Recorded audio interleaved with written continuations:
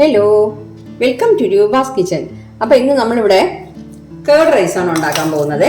അതായത് തൈര് സാദം എന്ന് പറയില്ലേ, അതാണ് കേർഡ് റൈസാണ് നമ്മൾ ഉണ്ടാക്കാൻ പോകുന്നത്. നമ്മൾ മിക്കവാറും ഹോട്ടലിലൊക്കെ പോകുമ്പോൾ നല്ല ടേസ്റ്റി ആയിട്ട് വാങ്ങിച്ച് കഴിക്കാറുണ്ടല്ലേ. അപ്പോൾ അതിന് എന്ത് ചെയ്യണമെന്ന് വെച്ചാൽ നമ്മൾ ചോറ്, നമ്മളിപ്പോൾ ഏത് റൈസാണോ വീട്ടിൽ വെക്കുന്നത്, അത് ചമ്പാവരി വേണ്ട, ബാക്കിയുള്ള വെള്ള കളറിലുള്ള അരി ഏതായാലും നമുക്ക് അത് യൂസ് ചെയ്യാം. പക്ഷേ നല്ല വെന്ത് കുഴഞ്ഞിരിക്കണം. ഇതാണ്ട് കണ്ടോ, ഞാൻ നല്ല രീതിയിൽ വേവിച്ചിട്ട് പിന്നെ ഇങ്ങനെ സ്പൂൺ വെച്ചിട്ട് നല്ല മാഷ് ചെയ്ത് എടുക്കണം. ഓക്കെ, അപ്പോൾ തരിതരിയായിട്ട് ഇങ്ങനെ ചോറ് നമ്മൾ സാധാരണ വീട്ടിൽ വെക്കുന്ന പോലെ ഇരുന്നാൽ തൈര് സാദത്തിന് കൊള്ളത്തില്ല. ഇതുപോലെ നല്ല രീതിയിൽ കുഴച്ചെടുക്കണം ചോറ്. അതിന് നിങ്ങളിപ്പോൾ സാധാരണ കുക്കറിലാണ് ചോറ് വെക്കുന്നതെങ്കിൽ 2 ഗ്ലാസ് വെള്ളം വെച്ചാണ് 1 ഗ്ലാസ് അരിക്ക്, അതായത് 1 കപ്പ് അരിക്ക് 2 കപ്പ് വെള്ളം വെക്കുന്നവരാണെങ്കിൽ ഒരു 3 കപ്പ് വെള്ളം വെച്ച് വേവിച്ചെടുത്തോളാം. അപ്പോൾ നമുക്ക് കുറച്ചുകൂടി നല്ല രീതിയിൽ വെന്ത് കിട്ടും. അല്ല സാധാരണ കലത്തിലാണ് വേവിക്കുന്നതെങ്കിൽ ആ പ്രശ്നമില്ലല്ലോ. നല്ല രീതിയിൽ വേവിച്ചതിന് ശേഷം നമുക്കത് പഠിച്ചെടുക്കാമല്ലോ, അങ്ങനെയും ചെയ്യാം. ഓക്കെ, അപ്പം ഞാനിത് ചോറിങ്ങനെ എടുത്തിട്ടുണ്ട്. അപ്പം ഞാൻ ആ ചോറ് ഒരു ബൗളിലോട്ട് മാറ്റിയിട്ടുണ്ട്. ഇനിയിപ്പോൾ നമ്മൾ എന്ത് ചെയ്യണമെന്ന് വെച്ചാൽ ഇതിൽ കുറച്ച് പാലും ചേർക്കണം, തൈരും ചേർക്കണം. അതെന്തെന്ന് വെച്ചാൽ നമുക്കിപ്പോൾ തൈര് മാത്രം ചേർക്കുകയാണെങ്കിൽ, നല്ല പുളിപ്പുള്ള തൈരാണെങ്കിൽ നമ്മുടെ ഈ റൈസ് വന്നിട്ട് തീരെ പുളിപ്പായി പോകും. ഓക്കെ, അപ്പം നിങ്ങളിപ്പോൾ രാവിലെ ഇത് ചെയ്തിട്ട് ലഞ്ച് ബോക്സിൽ ഉച്ചയ്ക്ക് കഴിക്കാൻ കൊടുത്തുവിടുകയാണെന്നുണ്ടെങ്കിൽ പാൽ കൂടി ചേർത്തിട്ട് തൈര് കുറച്ചേ ചേർക്കാവൂ. തൈര് അതിൻ്റെ 4 ഭാഗം അങ്ങനെയൊക്കെ ചേർക്കാവൂ. ഓക്കെ, ഇല്ല നമ്മളിപ്പോൾ ഉടൻ കഴിക്കുകയാണെന്നുണ്ടെങ്കിൽ നമ്മൾ 2 കൂടെ ഒഴിച്ചിട്ട് അതിൻ്റെ ടേസ്റ്റ് നോക്കി നമുക്ക് എത്ര പുളിപ്പാണോ വേണം ആ ടേസ്റ്റ് നോക്കിയിട്ട് നമുക്ക് എടുക്കാം. ഓക്കെ, അപ്പം ഞാനിപ്പോൾ കുറച്ച് പാലിൽ ഒഴിച്ചു കൊടുക്കാം.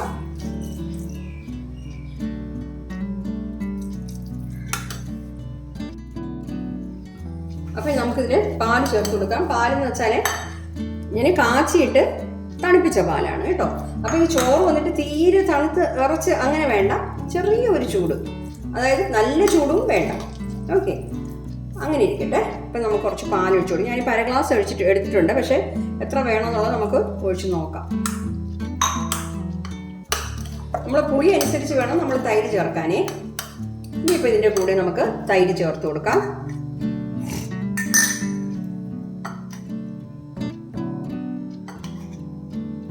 ഞാൻ 3 ടേബിൾ സ്പൂൺ ചേർത്തു കേട്ടോ. തൈര് 3 ടേബിൾ സ്പൂൺ ചേർത്തിട്ടുണ്ട്.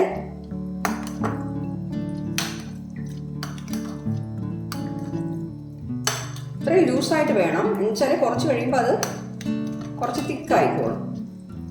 ആദ്യമേ തന്നെ തിക്കായി നമ്മൾ വരട്ടിയത് പോലെ അങ്ങനെ വെക്കാൻ പാടില്ല കേർഡ് റൈസിനെ. അപ്പോൾ ഇതിന് ആവശ്യത്തിന് ഉപ്പ് ചേർത്ത് കൊടുക്കാം.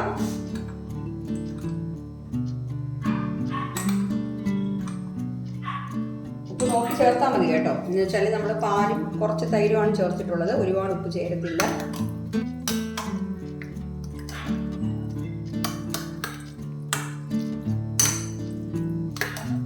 പുളിപ്പ് നോക്കിയിട്ട് പാല് വേണമെങ്കിൽ കുറച്ചുകൂടെ ചേർക്കാം, ഇല്ല തൈര് വേണമെന്നുണ്ടെങ്കിൽ അതും കുറച്ചുകൂടെ ചേർക്കാം കേട്ടോ. ടേസ്റ്റ് ചെയ്ത് നോക്കട്ടെ.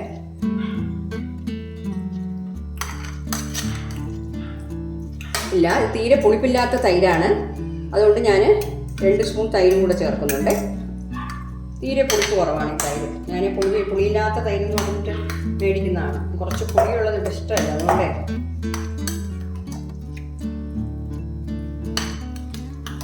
ഓക്കെ, ഇപ്പം ശകല ഉപ്പും കൂടെ ചേർത്ത് കൊടുക്കാം. ഉപ്പ് കൂടി പോകാം.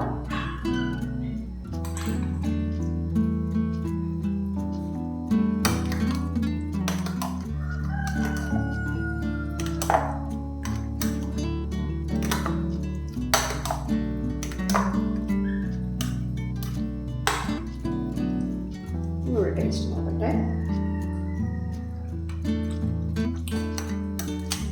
ഇപ്പം കറക്റ്റ് ടേസ്റ്റായി കേട്ടോ. പുളിയും ഉപ്പും എല്ലാം കറക്റ്റായിട്ടുള്ള ടേസ്റ്റിലാണ്. ഇനിയിപ്പോൾ നമുക്ക് ഇതിൻ്റെ കൂടെ കടുക് വറുത്ത് ചേർക്കണം. അപ്പം ഞാൻ കടുക് വറുക്കാനായിട്ട് ഒരു പാൻ ചൂടാക്കാൻ വെച്ചിട്ടുണ്ട്. നമുക്കത് അതിൽ 2 സ്പൂൺ ഓയിൽ ഒഴിച്ചു കൊടുക്കാം.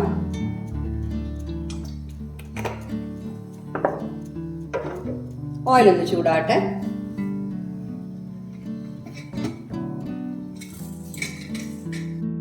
അപ്പോൾ ഓയിൽ ചൂടായിട്ടുണ്ട്.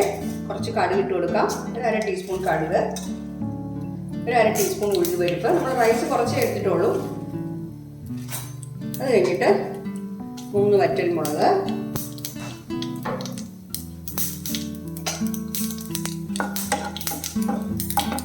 ഇതിൻ്റെ കൂടെ 1 ടേബിൾ സ്പൂൺ കടലപ്പരിപ്പ്.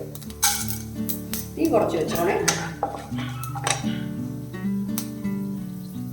ഇനിയിപ്പോൾ ഇതിൻ്റെ കൂടെ ഞാൻ 2 പച്ചമുളക് ചേർത്തിട്ടുണ്ട്, കുറച്ച് കറിവേപ്പില കട്ട് ചെയ്തത്, കുറച്ച് ഇഞ്ചി കൊത്തിയിട്ട്. ആ ഇഞ്ചി നല്ല രീതിയിൽ നമുക്ക് മൊരിഞ്ഞ് വെക്കണം.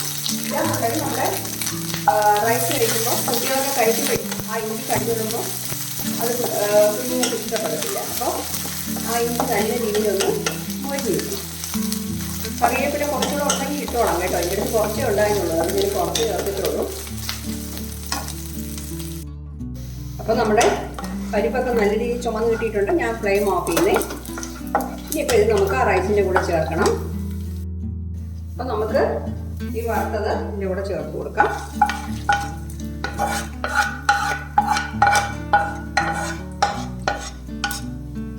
നല്ല ഈസിയാണ് കേട്ടോ.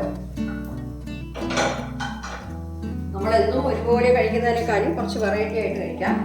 ഇനിയിപ്പോൾ എന്ത് ചെയ്യണമെന്ന് വെച്ചാൽ ഇതിൻ്റെ കൂടെ ഒരു പിടി ക്യാരറ്റ് ഗ്രേറ്റ് ചെയ്ത് ഇട്ട് കൊടുക്കുന്നേ. അതുപോലെ തന്നെ കുറച്ച് മല്ലിയിലയും കൂടെ ഇട്ട് കൊടുക്കാം. എന്നിട്ട് എല്ലാം കൂടെ ഒന്ന് മിക്സ് ചെയ്യാം. ഇതിൻ്റെ കൂടെ പോമഗ്രാനൈറ്റ് ഉണ്ടെങ്കിൽ കുറച്ചിട്ട് കൊടുക്കാം, നല്ലതായിരിക്കും. പിന്നെ ചിലർ കാഷ്യൂനട്ട്, ഡ്രൈ ഗ്രേപ്സ് ഒക്കെ വറുത്തിട്ട് കൊടുക്കും. നമ്മളിപ്പോൾ അത് ചേർക്കുന്നില്ല.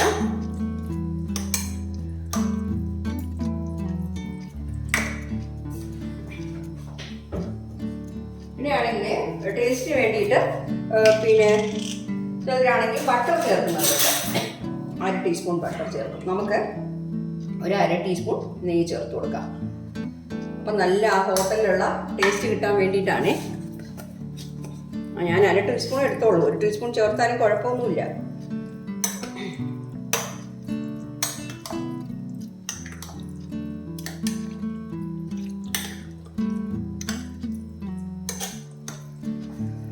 കണ്ടു, നമ്മുടെ കേർഡ് റൈസ് റെഡിയായി കിട്ടിയിട്ടുണ്ട്. ടേസ്റ്റ് നോക്കിക്കോട്ടെ.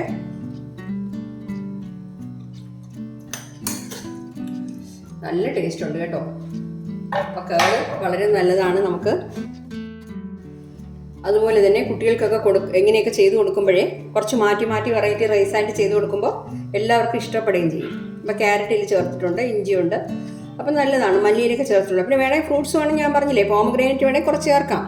ഒക്കെ ചേർത്ത് കഴിക്കുമ്പോൾ നല്ല ടേസ്റ്റ് ആയിരിക്കും. അപ്പോൾ ഇതിന് വലിയ കറികളൊന്നും ആവശ്യമില്ല കേട്ടോ. പിന്നെ ചിലരാണെങ്കിൽ അച്ചാർ വെച്ച് കഴിക്കുന്നുണ്ട്. പിന്നെ നമ്മൾ മെഴുക്കുവരട്ടി ഉണ്ടല്ലോ, ഉരുളക്കിഴങ്ങ് മെഴുക്കുവരട്ടി ബെസ്റ്റ് കോമ്പിനേഷനാണ്. ഞാനിന്ന് ബീൻസ് മെഴുക്കുവരട്ടിയാണ് ഇതിന് വേണ്ടി വെച്ചത്. അപ്പോൾ എല്ലാവരും ഒന്ന് ട്രൈ ചെയ്ത് നോക്കണേ. നോക്കിയിട്ട് നിങ്ങളുടെ ഫീഡ്ബാക്ക് ഒന്ന് അറിയിക്കണം. Thank you.